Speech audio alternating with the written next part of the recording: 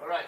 So this is the other ball court, right? We already talked about this. We already know. I already told you how we believe this was done.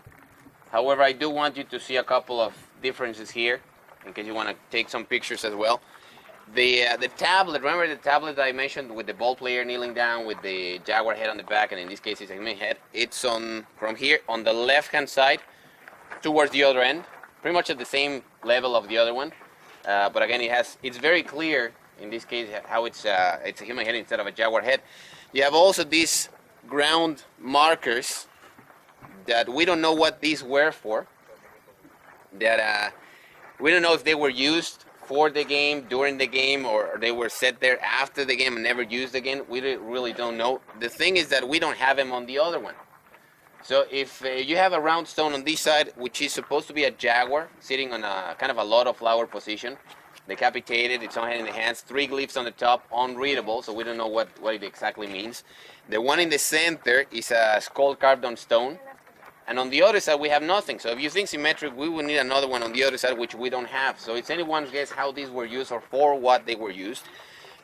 You will also see on this side now, on the right-hand side of the tablet, just below the hoop, there's a huge tablet built into the slope, and that was the last discovery in this city. It was found about 7 years ago, more or less. They started working in this archaeological site. Well, actually, everybody, the local people knew about this place since forever. Then in the 1800s, early 1800s, some archaeologists that were working in Chichen Itza came here to do some explorations. Then until early 1900s, they came again, took some pictures, and until 1974, that's when they started the restoration of this site. So they cleared that site a very long time ago, almost in the 70s still. They left this site for later, and about 7 years ago, they started clearing it out. They found this tablet built into the slope, which is 74 glyphs, telling about some historical events of this city. Now, it's quite difficult. I'm not really going to talk about that one because they are still trying to decipher it.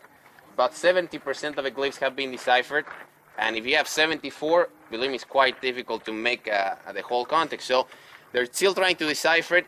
The one you see on the slope is the replica. They took the original one out, they put the replica in for you to see where it was found. And the original one is right here under the thatch roof. Okay, this one was cleaned actually like 2 weeks or 3 weeks ago, so it's actually very clear right now. Okay, without all the dust, so you can see the glyphs, pretty much like the glyphs that you saw on the calendar, that you saw on the bus. But then you will also see on the side of some glyphs you have bars and dots. These are numbers. The bars are 5s, the dots are 1s, and this is pretty much days. From one date to another one. So the date is actually like a face, and then 108 days later, something else happened. So these are the numbers that you will see here. You can look around, take your pictures. I'm not sure if you can still climb on that side. They've been putting up wires and down. We don't really know when we come here. So if you see a wire, you cannot climb, not climb, but you can look around. If there is no wire, that means that you can climb on that side. You were able, like 2 weeks ago. So if you want to look around, take your pictures, take a close look of the carvings, and then we'll meet here in about 5 to 10 minutes. Comes down all week. That's great. Comes on the chin, do I?